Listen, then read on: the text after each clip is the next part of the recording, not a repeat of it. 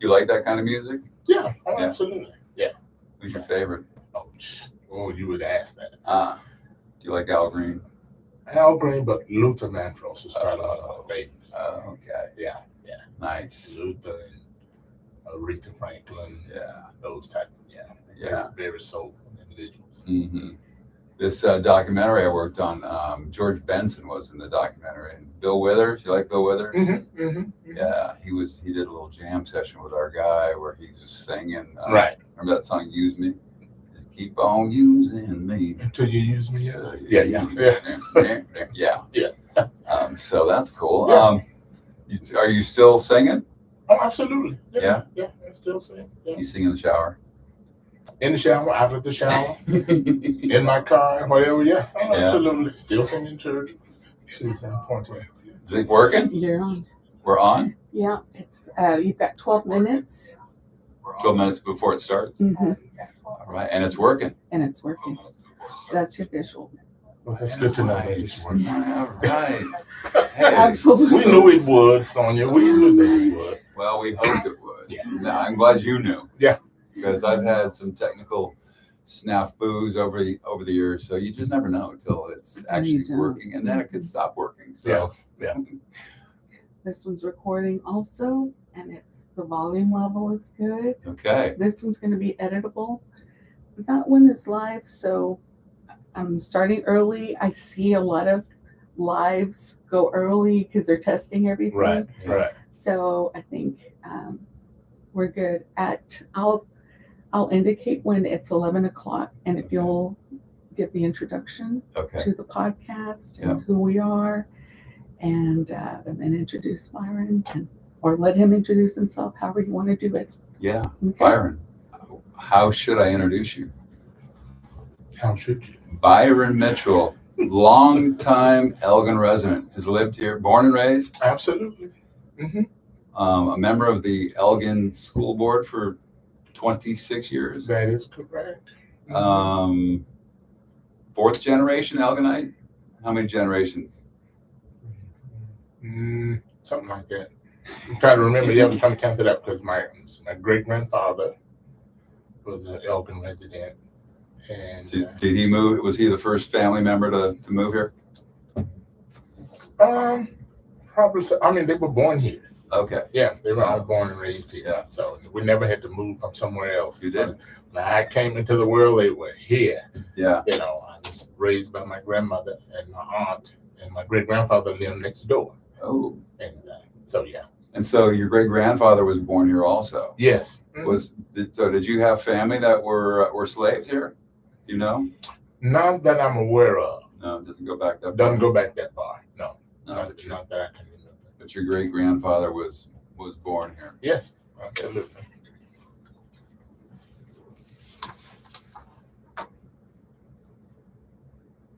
So you're just hitting record, right? Yep. So Byron, how do you feel about the headphones? Do you feel like they're helpful? You want to take them off, or is it annoying to be wearing them? You don't want them. Probably don't. Yeah. Okay, but now we know the importance of being close to the microphone. Yeah. You can't tell the levels. Kyle, can you hear it out there?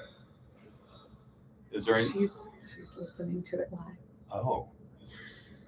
Hello.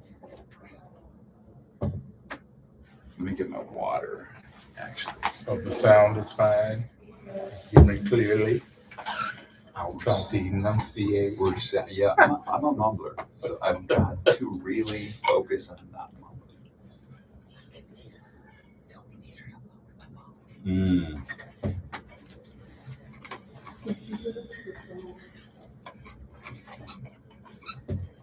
Byron, if there's any time that you need to stop, use the restroom, you need to get some water, you feel free. Okay. I'm your best friend right now. Good. I'll make you look good, sound good. Good. And I don't want to mess this up too badly. No, we don't want to mess it up. Yeah. It will be fine. Yeah. So, and if I repeat my questions, I apologize ahead of time. Okay, if you repeat, I'll answer you. No, I have some, thank you. And I got to walk. So who's talking out there? No, it's she's listening to the live feed. And is it delayed? Yes. There's a little delay happening. Oh, interesting. Okay. So she can hear exactly what I'm saying right now. Okay, guys out there. See, I think you're already getting. So are we live on YouTube Yep. right now? Mhm. So like if my We're mom back in setting up. California Mhm. is Yeah. clicking in, she can hear me? She can. Hi guys. Hello everybody. Oh, we can now. Yeah, you're talking to your audience. That's Okay. good. So at 11 we'll do the intro, yeah. Mhm. Okay, Byron, lifelong resident. Mm-hmm. 26 years on the school board. Mm-hmm. Born and raised in Elgin. Yes, sir. Elgin High School. Booker T. Washington. Not Booker T. Washington. You did not go I to did Booker? not. No. Many people think that, but Oh. I did not. Where'd you go? Elgin? Elgin Elementary. Elgin. Well, at that time it's called Elgin Primary. Oh. Yeah. Is that the one on? That's the one that's currently Elgin Elementary. Right. Same building. Yeah. Yeah, right there on what is that? My second. Yeah. And didn't that used to be the high school at one point? Not that particular building. No. The one across the street, which is the Elgin Intermediate School. Very confusing, these schools. We renovated quite a bit. Yeah. And we laugh about it because growing up, I attended every building in this community except what is now the administration building. Because the year that we were to enter there as freshmen, they built the high school, which is now the intermediate school. So we went there. So I never had opportunity to attend that building. So, and where's the intermediate school? Which one is that now?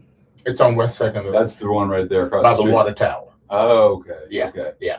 So my wife is from Elgin, and she went to, I think she went to elementary school, where you went to middle school. Probably, I get yeah. confused with, because at one point, Yeah. what, this school was It this, was- and then it yes. became that. Right. Yeah. And Booker T. Washington Elementary School was my junior high. Oh, interesting. Yeah. So we, been all around. And then ironically, my children were able to attend what is now the administration building. It was an elementary school then. So a couple of my kids went there. Okay. But that was the only building that I didn't attend. And that administration building used to be in the 40s was the high school, right? Yeah. Yeah. And they Yeah. still have the class pictures on the wall over there. Oh yeah. Yeah. One of the local residents did a beautiful job of establishing all of those pictures. Yeah. So your great grandfather, born here? Yeah. Raised here, grew up here? Yep. Went to all the schools here? Yeah. Do you know what year he was born? Now I do not, but I know he worked at the oil mill, the Elgin oil mill for a long time. Mm-hmm. Yeah. Wow. So, but yeah. So a lot of history here. A lot of history. So, well, when we started doing the recording, I want to get your family background and how many Absolutely. kids you have and all that stuff. Absolutely. We'll get to that. I don't want you to have to repeat yourself too many times. Yeah. Yeah, that I'll forget. Yeah. But I definitely got some questions for you.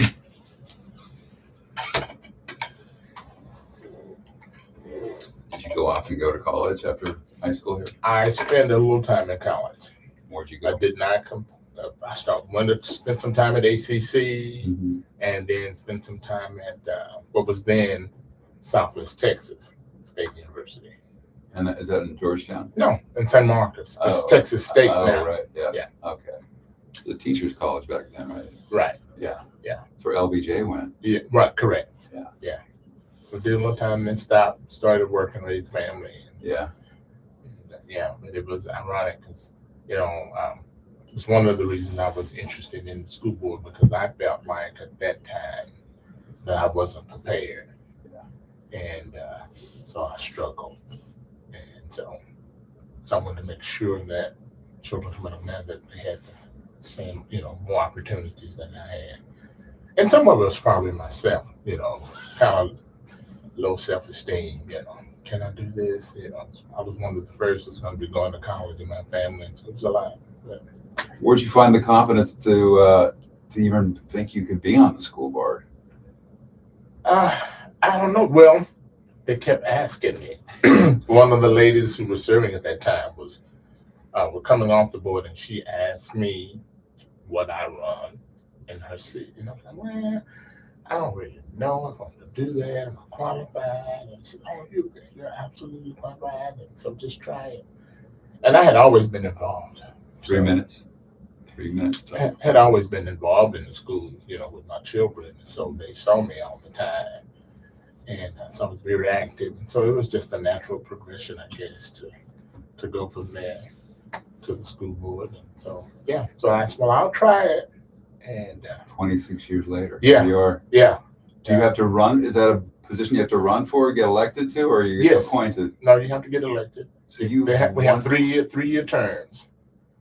So you've won 8 elections? Mm-hmm. Mm-hmm. Wow. Yeah. Any close races? Are you dominating every time? Are you crushing your opponents? Don't say. No. No. And I didn't have an opponent every time. Okay. Yeah. But when I did, it was pretty resounding. I need the mic to move away from your face. Okay. So maybe it's How's that? Like that? Uh-huh. How's that? Is that good? Not okay. Yeah, you have the shadow of see, you can see it right here. My shadow. No, on your face. Oh. Yeah, you're good. You're good here. Right there. There you go. All right. And so 2 minutes. Okay. It's going to be fun, Byron. Going to learn more about you than. Then you need to know. Well, I hope we're going for the deep dive here. Mm-hmm. Legendary Byron Mitchell. this is the first level. You've got another level of the next recording. Right. This is Really? So say This the is good the stuff. intro to the deep dive. This is part 1, the 10-part interview series with Byron Mitchell, the most interesting It's man. like they have nothing left. Drained him. So we're going to get a countdown. Yes, sir. What do we got? What do we got? Okay. 10:59. Mm-hmm.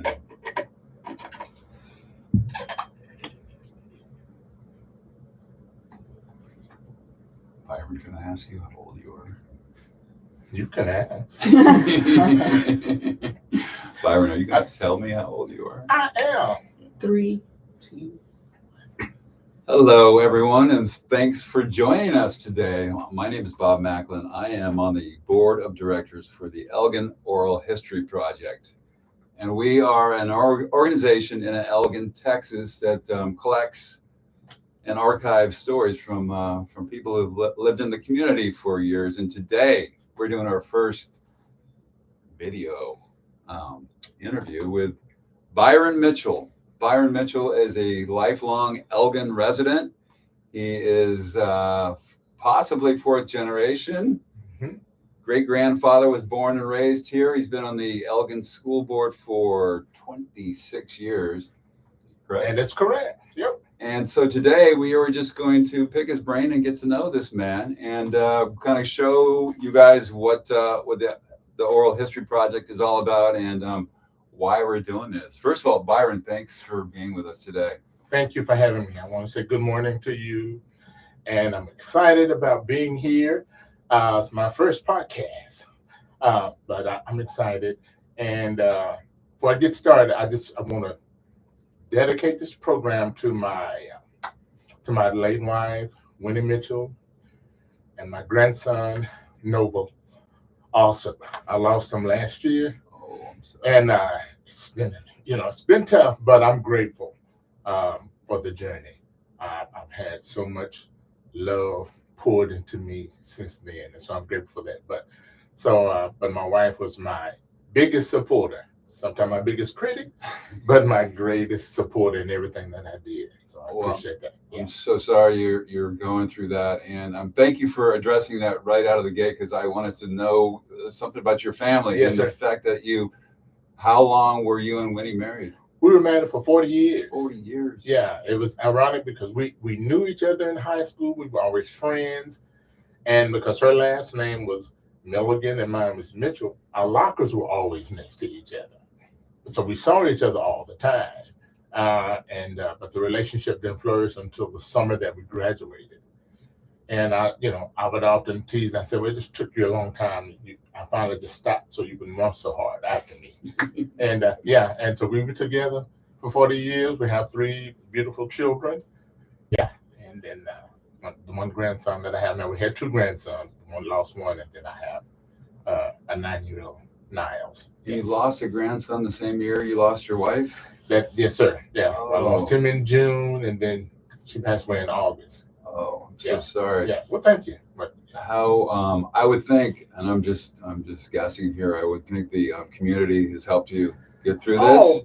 The community has been outstanding. That's one of the things that I love about Elgin is that they know how to come together in times of crisis, and whatever differences that we may have, they lay that aside.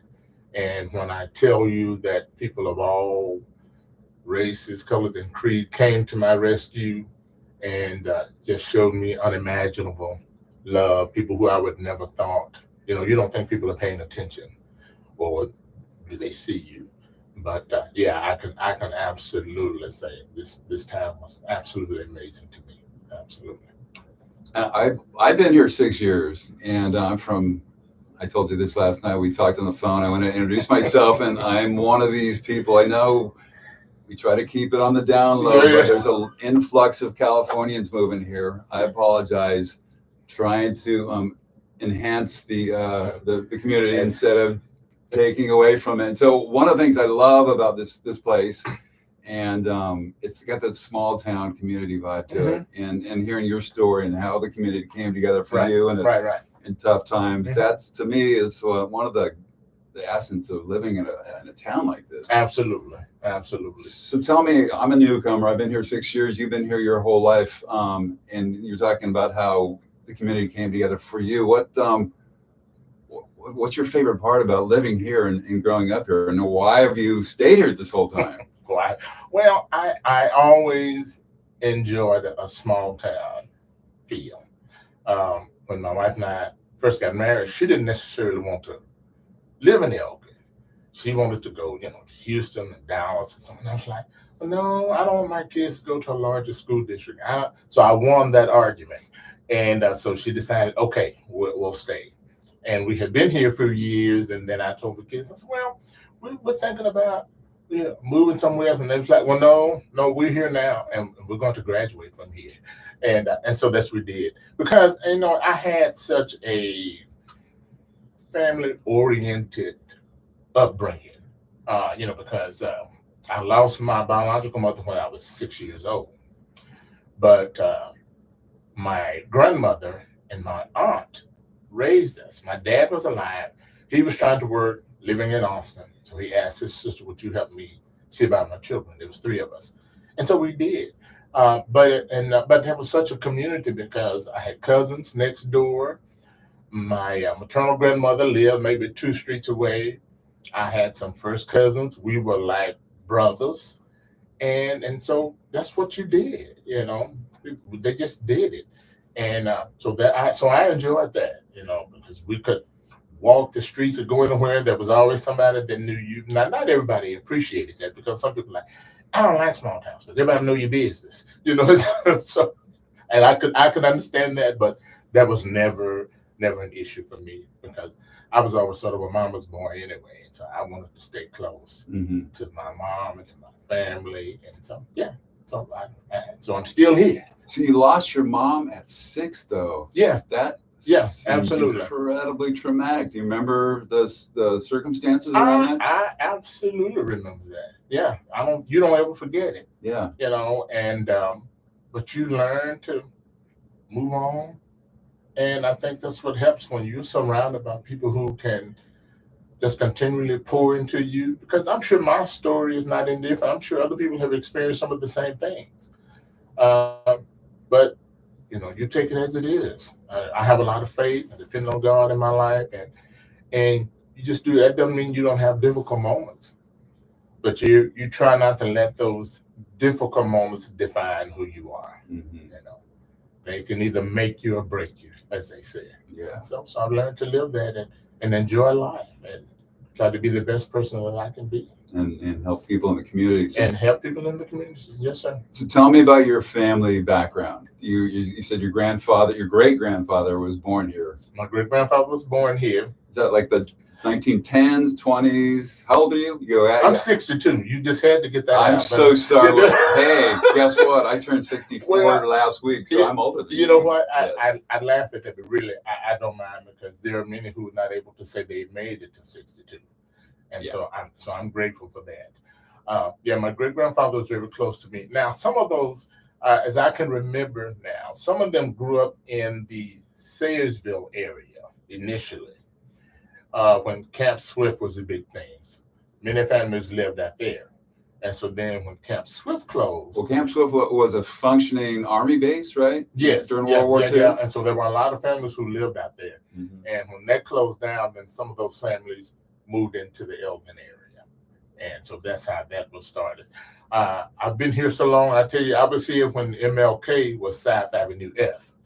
That's when, that's the street. Before nobody knew who MLK was. That's right. Yes. That's right. And, and so that's what we did. And we often laugh, we were poor, but we didn't know it, because we were rich in love, and everybody struggled together. My great grandmother was a very caring lady that showed me a lot of love, and we would often laugh, my brothers and sisters and I, because she would threaten, you all continue to do this, I'm gonna be here. And we know she never would. But my aunt would. Now, she was the disciplinarian. So, okay, y'all get out of line. So I learned very early not to do those things that would get me in trouble. But yeah. So was the town pretty segregated when you were growing up? Well, it probably was, but it probably was just a natural segregation. At that time, we lived in what was called South Elgin. Mm-hmm. Over the railroad tracks. So it was literally on the other side of the tracks. It was literally on the other side of the track. But for us, there was a south side and there was a north side. And so were most of the black families on the south side of the tracks? Pretty much. Yeah. Yes, sir. Yeah, pretty much. And, but we had a lot of things in common. And we, like I said, we lived life. And they didn't go around thinking, well, we're on the south side and we don't have this. It wasn't that type of vibe at all. They were just busy appreciating and loving each other. My grandmother was a God-fearing woman, and even though she didn't have much, you would never know that. We'd laugh because she would give her last dime and still be just as joyful as if she had $1 million in the bank. And so she shared that and showed that to us. And so I never measure individuals by their bank account, but by their character. Mm-hmm. And I think that's what makes a good person. And we learn that by, engaging with each other and communicating with each other. We never talk, we don't understand. My struggles are different from your struggles, but the struggle is still the same. But we're humans at the end of the day. And we have to learn to keep, to care for one another. Yeah. So it was more natural segregation. And was there any tension between the races back then? Not really. You know what? I'm sure that there was, but nothing that we probably would have seen in other areas. And a lot of that, they didn't necessarily share with the kids.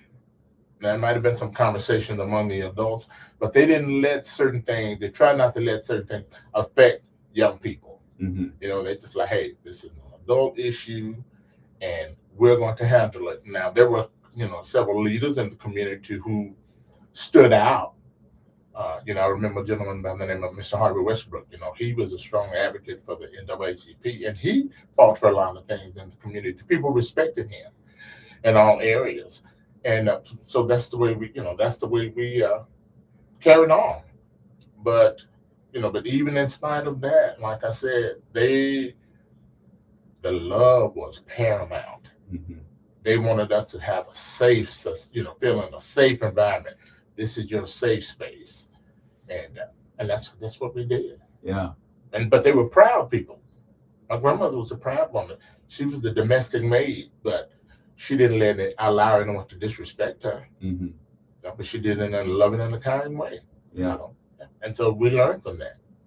So Booker T. Washington School Yes. It was part of this program from the turn of the 19th century when close to 5,000 schools were built in the South for Black kids, including Booker T. I think it opened in 1925.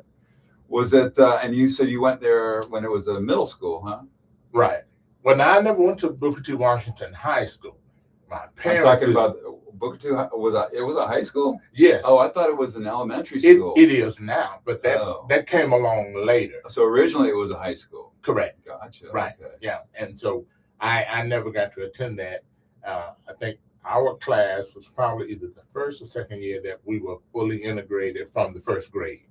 Wow. And we thought that made a big, big difference as far as classmates was concerned, because even to this day, we have a very close-knit community as far as our class is concerned, because that's all we ever knew was each other. It was different for individuals who were separated and maybe came together in junior high or high school. It was probably more difficult for them. But with us starting in the first grade as children, we got colorblind by that point. Yeah, hopefully. Yeah. Now there were some adults maybe that didn't want that to happen. But did you feel that as a kid? Did you get a sense of that at all? Not often. Yeah. Not often. I mean, it would come up every now and again, but most of the time, if you just allow children to be children, they will be fine with each other. Yeah. It's adults sometimes we kind of mess things up. Yeah. Mm-hmm. But we didn't. For the most part, it was a good time for us. So you were part of the first integrated class from the first grade. Yeah. Wow, that's amazing. Yeah, absolutely. So you're a trailblazer. No wonder you've been on the school board so long. Well, I don't know about trailblazer, but there were many of us, and we didn't even think of it like that. We're just like, hey, we're going to school. We want to go to school, get an education, play with our friends. We didn't think about we're making history or this is the first or this is that. No, we were just excited about being there. Yeah. But that was late 60s, early 70s probably. So you're 2 years older than me. That would have been 69, 70. Something like, right. Yeah. Yeah, absolutely. Right after Martin Luther King was assassinated. And so the idea of integration was probably at the forefront for a lot of people. And interesting that's when it happened for you guys. Yeah, absolutely. Did you get a sense that when that happened that you were obviously too young to even have a sense of that, but I wonder if the community changed after that once the kids started going to school together? Well, like you said, I was very young, so of course I was really aware of that, but I'm sure that there was, of course, when change is difficult for anybody. And so when you start doing these things that have never been done before, I'm sure there was some nervousness about how is this going to affect us. We've always done this, so now you're asking us to do this.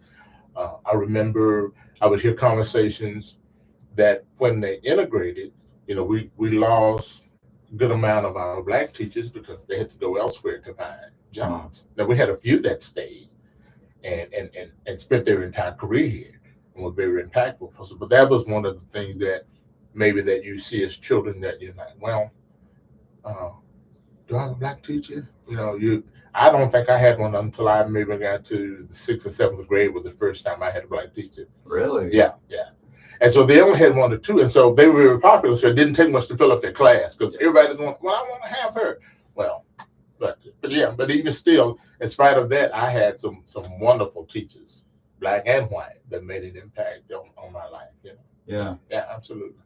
And so obviously that experience, I think your own personal school experience is going to shape what kind of board member you are. Yeah. So you've been on the board. I think I asked you this before we started recording. You've been on the board for 26 years, right? The people have blessed me to be able to serve for 26 years. And this was not something you set out to do. Somebody asked you to do it because they recognized in you a leader. You think that's what the impetus was? Well, I don't know what they recognized, but they did ask me. Matter of fact, Mrs. Dorothy McCarthy, because she had served on the school board. She didn't want to run again. And so she approached me one day to ask what I considered. And so I don't know. Am I qualified? I didn't do this and do that. And she said, no, it's okay. It's okay. Just think about it. And so I said, well, I'll give it a try. And so here I am now, 26 years later. Wow. So it was, and so I want, and one of the reasons that I finally decided to do it, because I wanted children who looked like me to know that they could do this. That in order to be a part of the change, sometimes you have to be a part of the conversation. You have to have a seat at the table.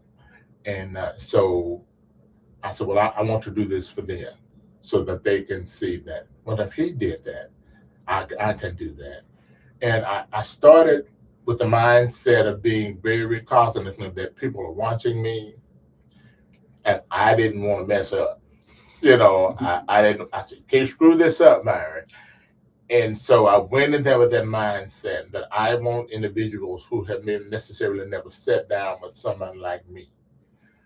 Here is this dark-skinned black man, big lips. And yeah, it is what it is. And so I went in with that mindset that I want them to understand who I am as a person. Don't just see the outside of me, but understand who I am as a person. And I say that because I remember a conversation we had once with some teachers. We had formed a group of African American parents, and we said, you know, we want to sit down and just meet with the teachers. We want to talk to them because they probably have some misconceptions about us, and we probably have some misconceptions about them. And so let's sit down and talk to one another and be real. And so eventually they agreed. And you could tell when the teachers first came in, they were a little apprehensive. What is this going to be about? Are we in trouble? Are we in trouble? Yeah. Are they going to attack us? But it turned out to really be a blessing in disguise, because we were just being very real about what it is that we thought. And for instance, you know, we told them, you know, the reason that we want you to know who we are and what our experiences are is because our children are with you 8 hours a day. And how you treat them reflects on what they feel about you. And so if you treat our children a certain kind of way, then how are you going to treat us?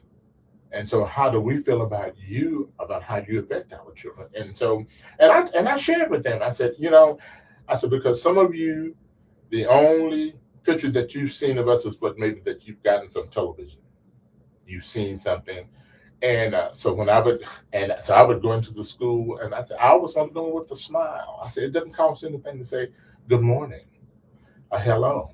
Because some of you may see me, here's this tall black guy, and you immediately become, oh, well, is he going to be angry? You know, another angry black man. No, I'm here to first help my children and to help you, you know, to educate them. And so the conversation really turned out very, very well. And so that was the start of me saying, okay, yeah, I'll go ahead and try this school board thing. Yeah, to see how it works. And you probably saw you could have an impact. Right. I found what was interesting before we started rolling. You were telling me that when you went to college, you got to Southwest Texas State, and you felt unprepared. Correct. So, and you didn't want kids from Elgin to feel that when they left the school system and went off to college. That's right. You were like kind of the surrogate, you know, you were like the voice for the kids that didn't feel prepared. Right. Coming out of Elgin. Yeah. So does that inform your role as a absolutely board member? Absolutely, because I didn't want any of the child to leave Elgin thinking that they were not prepared. Now, some of that rests on me as well. I was always had sort of a self-esteem problem with that. And so I let that overpower me. But you know, I had individuals who encouraged me, Byron, you can do this, you can do this. But I had to convince Byron, you know, and so I didn't finish, but I said I don't ever want a child to leave Elgin not prepared, because we had that as I got older. I heard conversations of other students saying that when they got to college, they really weren't prepared for what they were facing academically. And so that was one of our main goals, is that we want the children of Elgin to have every opportunity that any other school district has. And I think we moving in the right direction on that. Yeah, absolutely, because we've had some outstanding students to leave Elgin High School. So we're very proud of that. my nephew, I'm glad you brought that up. My sister-in-law's oldest son is a Elgin high school grad, and he went to Brown. And I literally had this conversation with him a couple of weeks ago. I said, "Were you prepared for Brown when you left Elgin?" Yeah. I mean, that's a pretty amazing achievement for a small town Elgin kid to go to an Ivy League school. And he flourished, and he was a valedictorian at Elgin High School. And he told me about this one English teacher that he loved. That was just maybe it was a chemistry teacher that really prepared him for Brown. Mm-hmm. There was one specific teacher that really was. I'm not that the other teachers weren't good, but you have that one special teacher that sees something in you or ignites your love for learning, and that's as a board member, I would think what you're really looking for is those top teachers that can be that inspiration. Right. I think every child has that one particular teacher. For me, it was a teacher, Miss Cynthia. Well, at that time it was Turnbow, her last name. Her name is now Miss Cynthia Winters, and she had that type of impact on me. She was our class representative. She started with us in junior high and moved along with us into high school, and we still keep in touch to this day. But she was the one that really stood out for me. Yeah, she was just so genuine. Yeah. And she just saw students for students, and it didn't matter what you look like. And so we've always had that loving relationship with her. What'd she do for you? Did she give you confidence to make you think you can do She these did. things? Yeah. Absolutely. What do you think the root? You said you were insecure growing up. You didn't have a total belief in yourself. What do you think the roots of that are? You think maybe losing your mom at 6 years old? I don't necessarily think it's that. I think sometimes it's who you're surrounded with. Mm-hmm. Because sometimes, depending on how your parents, grandparents were raised, they just tend to do what they've always done. Mm-hmm. And so to think outside of that box sometimes is something new for them. But I will say that, even though I didn't attend Booker T. Washington High, there were a number of individuals who left that school who have made an impact throughout this nation. But they were only able to do that. They had to leave this area because opportunities were limited. And I teased you about the C word, California. But a number of those individuals went to California mm-hmm. just to have an opportunity, to make an honest living. And so many of them went into education, nursing, attorneys, just varied fields. And so, so we've got some outstanding alumni from that school. And so that was also sort of an inspiration for us as children growing up, that these individuals, in spite of some of the obstacles that they had to overcome, they didn't allow that to define who they would become. Yeah. And as a school board member, so what do you feel like your biggest obligation is, or what's your goal as a school board member? What do you do exactly? As a school board member? Yeah, you've been doing it for 26 years, and I assume that you're a different type of school board member now than you were when you first started. I would like to think that I'm different. I would hope so. For me, the greatest role for a school board member is that every decision that we make it with kids in mind, to impact our kids. I think that's the greatest role. It's not about what Byron wants or what another individual board member wants, but we come from different segments of the society, but hopefully our goal is the same, to offer the very best that we can for our children. Yeah. And sometimes that's challenging, especially in today's society. I think there's an unfair attack on public schools for whatever reason, but we have some teachers who are doing some amazing things in the classroom in spite of all the challenges that they face, and in spite of the challenges that school districts face. But people are there for the right reasons. Yeah. What two things? I want to hear what are you most proud of? Your most proud accomplishments that you and the school board have done in your tenure, and what's the biggest challenge you're facing today? I'm most proud of all of the opportunities that the children of Elgin now have academically. We have an outstanding P-TECH program, welding program. We have outstanding fine arts programs. I mean, they're limitless. When they have an early college high school, well, children can graduate with an associate's degree without having paid anything. I think that is absolutely outstanding. Mm-hmm.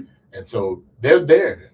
It's theirs for the taking. And so that's what I'm most proud of, is that we continue to move forward and offer all of these opportunities to children. And so when I want kids to be able to lift their head up and say proudly, I've graduated from Elgin High School. Yeah. And they can do anything and be anything. And they've shown that. Even you gave an example with your child. They've proven that time and time again. Yeah. That they can do those things regardless of what the 76200 zip code, they can do it. Yeah. So that's what I'm up for. Now, the most challenging, I will say,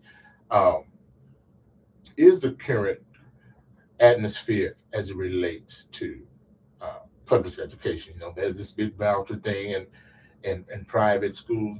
They've got their place for certain individuals. But what I can say about public schools is that we teach every child, regardless, and we have to take them as they are. No matter how difficult, we take them in. And so that's what we're obligated to do. And teachers. And that's a huge challenge. Huge challenge. But what I'm most sad about, we put so much on teachers, so much. We require so much of them. They have to be so many things: teacher, counselor, lawyer, disciplinarian. But yet, it seems that when we talk about compensation for these teachers, then the water gets muddied. Mm-hmm. I don't know why it seems so difficult for us as a society to realize the true value that we have in teachers. I think they ought to be some of the highest paid individuals in the land. I went to a graduation party last night, and I don't know if Karen told you, but I took a 3-month short-term substitute job this past year for a pregnant teacher, second grade. Yeah. So for 3 months, I was in a second grade classroom, and I ran into, last night, I went to a graduation party, ran into the teacher who was across the hall from me. And so she heard all the chaos, and and I told her specifically, I said, I think every teacher needs to be a teacher. I mean, every parent needs to be a teacher to know what the teachers go through. Yeah. Because like you said, you got to be a teacher, a counselor, a referee, a life coach. There's a nutritionist. Yeah. There's so many elements to being a teacher, and it's exhausting, overwhelming with the paperwork and the grading, not to mention what's going on in the classroom. Right. It's exhausting. And the fact that they're so underpaid, and so underappreciated, that the school board needs to. And you say that it's funny, but I agree with you. I do think that each parent ought to spend one day at a school just to really understand all of the things that these campuses are dealing with. And I get it. Children today are faced with some things that we as children never had to deal with. It's the hardest time ever to be never a kid. had to deal with. Yeah. Some of these children are coming from broken homes and situations that we would just think impossible. How did this child make it through each day? And so there you're trying to teach them academically, but also trying to understand them as a person, and not really knowing some of the traumatic things that some of these children have dealt with. And so we have to keep that in mind. And it's okay to be firm and strict. That's necessary. But also, we often talk about building relationships and being able to break through that wall to really see an individual try for who she is. Yeah. I really try to do that, and it's hard. It is hard because you connect with one kid, and then you got 19 other kids who see you connecting with that kid. They want a little of that, right, and then they're in your ear, and then before you know it, you got 6 kids who want that connection. It is hard. I tried once before I started working this job that I am now. I said, "Wow, you know what? I'll try to substitute. I'm gonna try it, you know." And I've heard, you know, people told me what to do and this and that, what to expect. And so I went in with this really open mind. I want to be caring and open. And I wasn't here in Elgin, and I won't say where it was. I lasted one day. I was like, no, this probably isn't for me. Yeah. You know, and so that just really opened my eyes just for that one day. Yeah. I'm bound to things. And so when you find a teacher that's able to really capture that and have control over the classroom like that, that's a special. That's that a person miracle. was called to do that. That's a miracle when a substitute teacher can walk in and get a classroom of kids who just want to talk and have a good time because it's a substitute today. Yeah. You can get a classroom, that kind of classroom, silent. It feels like a miracle. Yeah. And there's some teachers who do that every day, and some of them sometimes you're just amazed. Man, they have really captured this class, and they have such.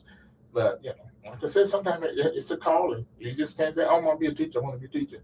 I think you really have to have a passion to do it, because it takes all of that. And as a school board member, how do you keep those good teachers from leaving? Well, I think you try to create an atmosphere where, number one, they're appreciated, that they're supported, you give them the training that they need. You try to attend to their personal needs. And so you do all of these things, and it's just not a one-time thing. You spend a whole school year trying to let these teachers know we value you, we appreciate you. And not only do you try to compensate them well, but create an atmosphere that they love coming to work. That these people know I'm here, they value me, that they support me in whatever I can do. I think that's the way you do that. Yeah. Because it's not for everybody. It's not always about money. Money's great to have, to live. They have to live, but also, it may seem like a cliche, but building relationships, just having relationships. And so, as a school board, that's what we're trying to do, is create an atmosphere. We want you to come to Elgin. Mm-hmm. We want you to be viable here in Elgin. We want you to get up in the morning excited about, I'm coming to this district because I matter to them. Yeah. So, Sue, let's talk about Elgin a little bit and your family history here. Okay. Mm-hmm. If you were trying to convince a teacher to come to Elgin, some kid's just out of UT and wants to be a teacher, how are you going to sell them on Elgin? What's so great about Elgin? What's so great about Elgin? I would tell them, just come spend some time here. Walk around town. Look at all of the festivals that we have, and just get to know the individuals. We out to the lab. We know who's not from Elgin now when you're going to the grocery store. Oh. Because there was a time when there was a time when you knew everybody. It didn't matter. You'd walk in, but now it was like, oh, they're not from Elgin. No, they're not from here. No, they're not from here. But in spite of that, even when you see those individuals, just be a decent human. Yeah. Say hello. Good morning. How you doing? And so you don't get that everywhere you go. And so I would tell them about that, and I would tell them how that we've come together in times of crisis. How many times have you seen benefits that we've had for individuals sick or cancer or whatever it is? But when one person makes that call, the community comes together.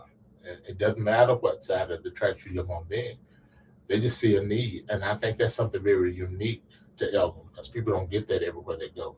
This Main Street program that we have downtown, and to be able to walk and just see your neighbors. That's what I would tell them. I said, you come to a place where people love each other. They value you. They want to see you.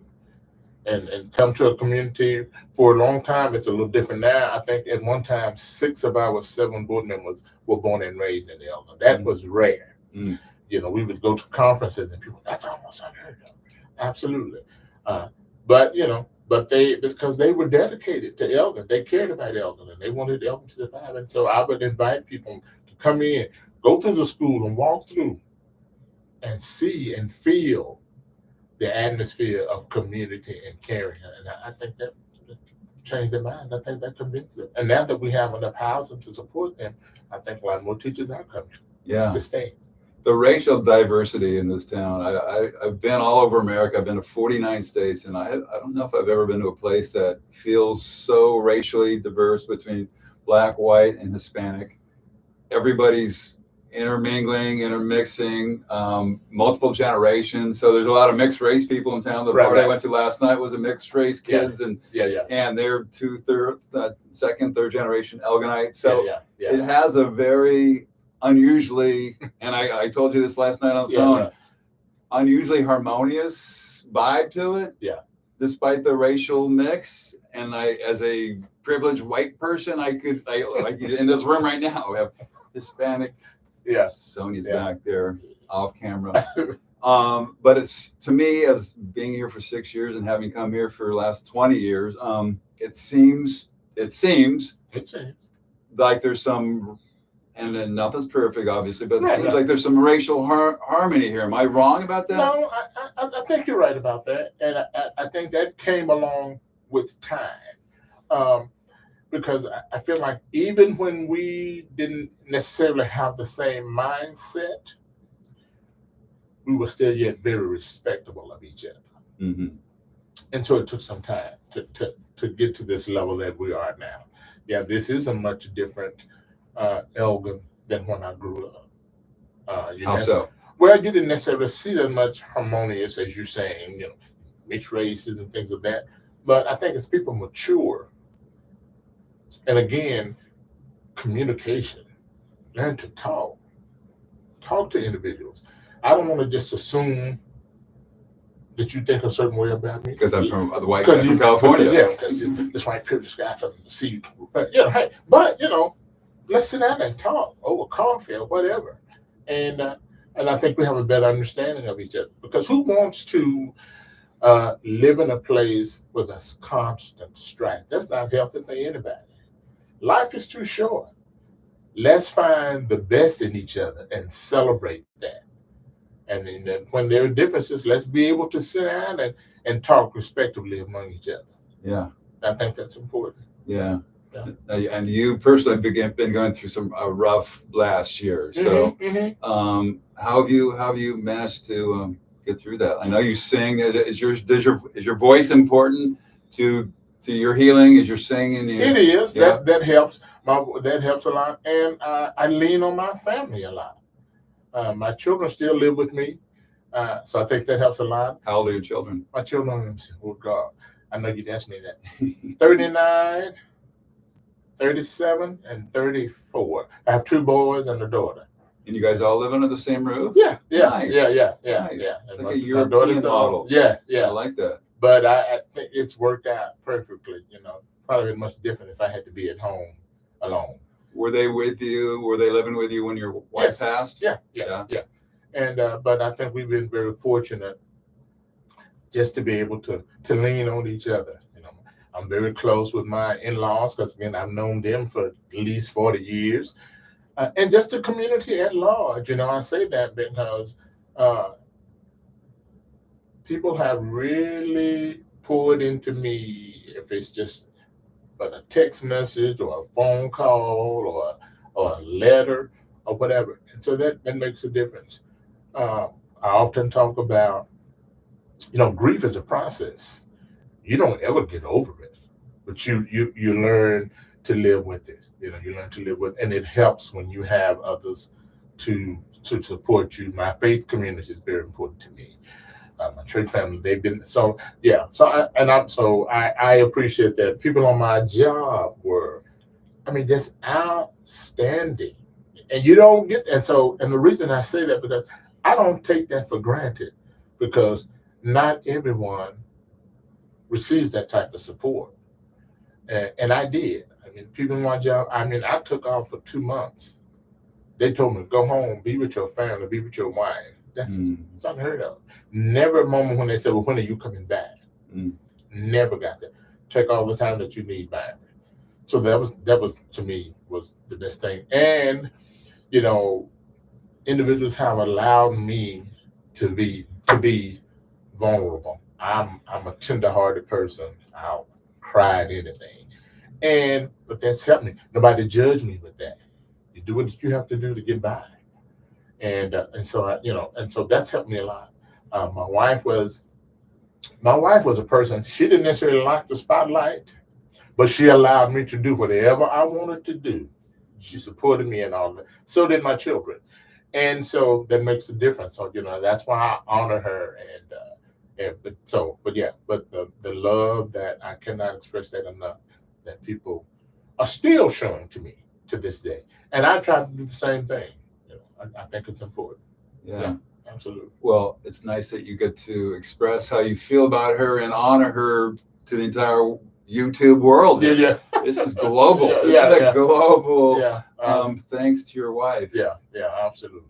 And your grandson? How old was your grandson? He was 11 years old. Oh, yeah, man. Yeah. That was probably the most difficult thing I've ever had to experience in my life. But yet, I have to be mindful of that, because even though I grieve for that, I can't imagine the pain that my daughter goes through. And so I have to be there for her. She be there for me, And then, again, as I said, even as tragic as that is, there are so many families probably that have experienced the same thing. But, you have to get up, dust yourself off, give you time to grieve. But yet, you have to push through, because you still have family here. And so it's been interesting. We talk about that, because even in the midst of that, both of my brother-in-laws, lost their wives. One lost his in February. Other brother-in-law lost his wife. We went to the funeral last weekend. And so, but it's part of life's journey. Yeah. And so it makes you stronger, makes you really start to focus on those things that are important in your life. It's not about titles that you have. It's not about your bank account, but it's about, wow, you own this place that we call Earth, to be impactful in somebody's life. And so, that's what I try to do every day. I want people to feel better after they met me. I want them to know that, hey, Byron had an impact on me, and I feel better having known him. Mm-hmm. And so that's what I try to do, because so many people have made me feel that way. Yeah. And going through that kind of tragedy multiple times, I feel everybody's gone through that. Right. But once you have that awareness of what that feels like and how deep that pain is, I feel like it helps you have empathy towards other people going through that. And so I hear your story, and I grieve for you, and it makes me remember what the kinds of hardships I've gone through and the people I've lost. So once you have that mentality of I've suffered, you've suffered, instead of seeing the negative of what I can see in you, I'm seeing the person who's gone through the grieving and felt the loss, and we're brothers in that. Absolutely. We've got that shared humanity. It's a family that no one wants to be a part of, but it is. Yeah, absolutely. Yeah. So I attended a grief session periodically, and when you sit there and you hear the stories of individuals who maybe gone through the exact same thing that you have, or maybe even worse, but they're just trying to make it. Just trying to make it. And so you, like you said, you have so much empathy. And I think that's why it's important also when to really get to know a person, because you never know what an individual has gone through. Now, not everybody will be willing to share that publicly, but you never know what experiences that they've gone through and why they do certain things that they do, or why they live a certain way. Because something in their life has impacted them and it's changed them. And so, so we have to always be aware of that. Yeah. If you just assume that everybody's born good, and if you encounter somebody who seemingly is bad, I personally just assume that they've gone through some serious hardship, suffering, tragedy, abuse, whatever, to get them to that place. And to me, it makes me have a little more empathy for people that might be a little harder to take sometimes. Right. You know? Yeah, absolutely. Absolutely. Thanks for sharing all this. What time, where are we at time-wise? Time to wrap it up? Okay. Man, that was flew quick, by. I didn't it? told you last time, like, we might have to do part 2. We're going to get to that hour, and I feel like we barely scratched the surface of your family history in town. But I guess we got to say goodbye now, Byron. That was fun. Thank you for sharing so much, and thank you for sharing yourself with the community. And well, thank you for allowing me and for you all inviting me. I appreciate it. There were so many other individuals you could have chosen. But I'm grateful for the opportunity just to be able to share my story as I see it. Yeah, and we just scratched the surface. There's way more to that story, I'm sure. So maybe we'll have coffee. Yes, sir. Keep it personal here. Yeah, instead of sharing it with the world. Okay. Absolutely. Thank you, sir. And thank you. Thank you for checking us out, everybody out there. And maybe we'll be back for more. Maybe so. Maybe he's got some recommendations of who we should talk to next. He knows everybody in town. Right. Thank you. Thank you. Bye-bye. And